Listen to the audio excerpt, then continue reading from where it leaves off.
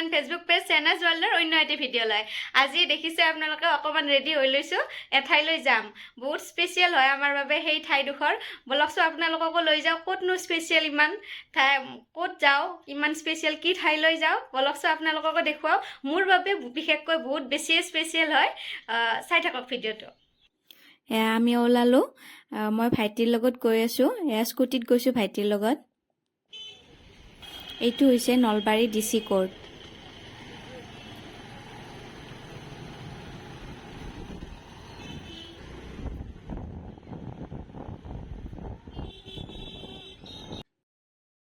গৈ থাকোঁতে ভাইটিৰ গাড়ীখনৰ কিবা এটা প্ৰব্লেম হ'ল। ইয়াতে দাদাজনে ঠিক কৰাই আছে।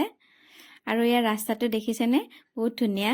এইফালে ট্ৰেইন যাই আছে এখন, আৰু এইপিনে এইটো ৰাস্তাটো ধুনীয়া হয় বহুত। আৰু এয়া হেলমেটটো পিন্ধি ল'লোঁ মই, এতিয়া গৈ আছোঁ। আৰু এয়া ভাইটিয়ে কিবা ল'ব ৰখিছে। তাত বহুত ডাঙৰ মানুহ দুগৰাকী আছে, গতিকে আপোনালোকক দেখুৱাম। আৰু বলকচোন কোন দুগৰাকী ব্যক্তি আছে চাওঁ আমিও। আৰু ইয়াত দেখিছেনে, ইমান পানী হৈছে, বহুত পানী। এইবিলাক পথাৰ হয়, একদম সাগৰ যেন হৈ আছে পানী। আৰু ইমান গৰম ধৰিছে। ইয়াত দেখিছেনে মোৰ অৱস্থাটো। হেলমেটটো খুলি ল'লোঁ। আৰু এইখিনিতে ৰাস্তাটো ব্লক হৈ আছিলে। আজি খুলি দিছে বাৰু। এয়া ডাঙৰ গছ এডাল পৰি ৰাস্তাটো ব্লক হৈ আছিলে বহুত দিন।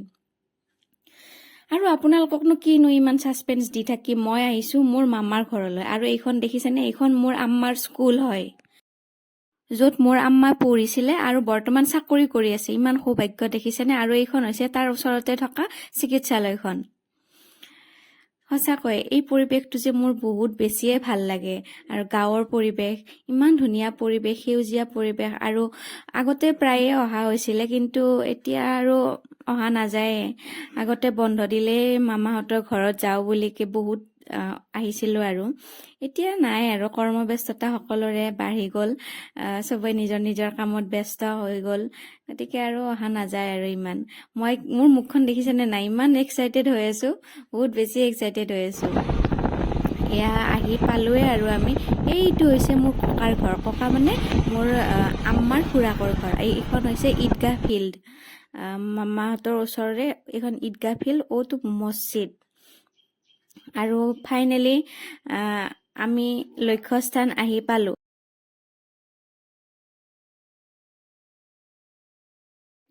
বলকচোন আপোনালোকৰ ভিতৰলৈ লৈ যাওঁ।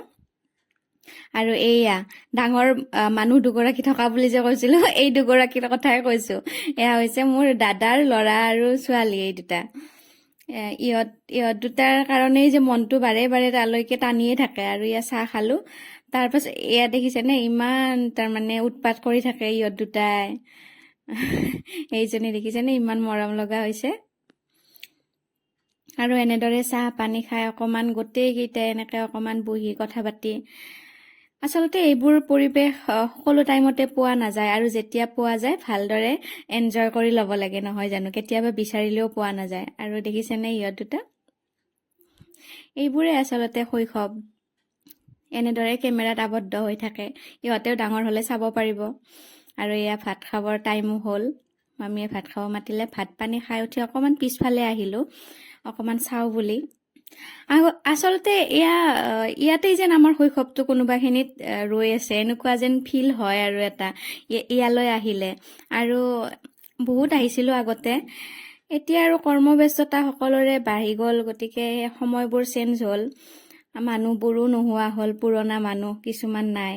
আৰু বাহঁত আছিলে আগতে, বাহঁত বিয়া হৈ গ'ল, নিজৰ নিজৰ সংসাৰত চব বিজি। আৰু আগতে বন্ধ দিলে এনেকুৱা আছিলে, মোৰ আম্মা যাব নোৱাৰিছিলে। মোৰ জেঠাই এগৰাকী আছিলে, মানে আমি জেঠীমা বুলি মাতোঁ, আম্মাৰ বায়েক হয়। তেওঁ আহিছিলে, ভণ্টি এজনী আছিলে, তেওঁ আহিছিলে। এনেকৈ গোটেইবোৰ লগ হৈছিলোঁ। লগ হৈ মানে ইয়াত আহিলে যেন জেঠাইলৈ খুব বেছিয়ে মনত পৰে। মানে কোনোবাখিনিত যে আছে, এতিয়াও আছে। সৌফালে মই দেখাই আছোঁ মোৰ ডাঙৰ মামাৰ ঘৰ, সেইখিনিতে। আৰু মই কৈছিলোঁ জেঠাইলৈ খুব বেছিয়ে মনত পৰে। এনেকুৱা লাগে এইখিনিতে থিয় হৈ এইটো কথা কৈছিলে, এনেকৈ আছিলে। সেইবোৰ আচলতে মনত পৰি যায়। যা নহওক, সময়ৰ লগত চব আগবাঢ়িব লাগিব, নহয় জানো? এয়া দেখিছেনে দুয়োজনক, এইবোৰে আৰু শৈশৱটো এনেকৈ সিহঁতৰ পাৰ কৰক।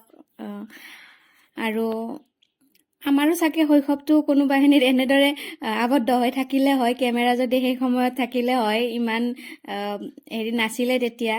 এতিয়া সিহঁতে ডাঙৰ হৈ চাব পাৰিব আৰু এইবোৰ। যাবলৈ ওলাই ৰেডি হ'লোঁ আমি, যাব ওলালোঁ ভাত পানী খাই দুপৰীয়া। এয়া চাওকচোন। আৰু এয়া হাঁহি মাতি মাত দি অহা যায় যদিও কোনোবাখিনিত বুকুখন খোজ মাৰি ধৰে এইখিনি সময়তে। আহি পালোঁ আৰু গৈ থাকোঁতে মই ভাবি আছোঁ কেতিয়ানো ঘৰটো পাম। মানে দুপৰীয়া ভাত পানী খায়ে ওলাই আহিছোঁতো, অকণমান বিচনাখনে টানে আৰু এইখিনি সময়তে। আৰু আহি ইয়াত দেখিছেনে ৰেল গেট পৰি আছে। ইয়াতো বহুত সময় ৰ'ব লগা হ'ল। বহুত সময় ৰোৱাৰ পাছত ট্ৰেইনখন আহিলে।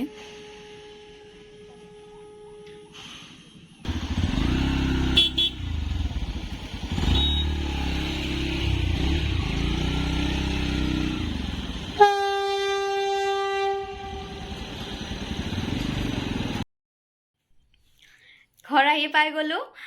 স্কুটিত গৈছিলোঁ যিহেতু অকণমান সোনকালে আহিলোঁ। চিন্তা কৰি থাকে যিমান দিন হ'লেও ঘৰত আম্মা আব্বা চিন্তা কৰি থাকে, গতিকে সোনকালে আহিলোঁ অকণমান পোহৰ হৈ থাকোঁতে। সোনকাল বুলি কওঁতে ইমান বেছি সোনকালো হৈ থকা নাই, 6টা বাজে এতিয়া। অকণমান সময় পিছত আন্ধাৰে হ'ব, গতিকে আহি পালোঁ। এই ভিডিঅ'টো ইমানতে শেষ কৰিম। এতিয়া অকণমান ফ্ৰেছ হৈ লওঁ, অকণমান ৰেষ্ট ল'ম। তাৰপিছত আৰু কণ্টিনিউ নকৰোঁ আজি এই ভিডিঅ'টো, ইমানতে শেষ কৰিছোঁ। যদি আপোনালোকে মোৰ ভিডিঅ'টো ইউটিউব চেনেলত চাই আছে, তেন্তে মোৰ চেনেলটো ছাবস্ক্ৰাইব কৰি দিব আৰু ভিডিঅ'টো লাইক কৰিব, কমেণ্ট কৰিব, শ্বেয়াৰ কৰিব। আৰু যদি আপোনালোকে মোৰ ফেচবুক পেজত চাই আছে, তেন্তে মোৰ পেজটো ফ'ল' কৰি দিব আৰু ভিডিঅ'টো লাইক কৰিবলৈ নাপাহৰিব। আজিলৈ আহিছোঁ তেন্তে, বাই বাই।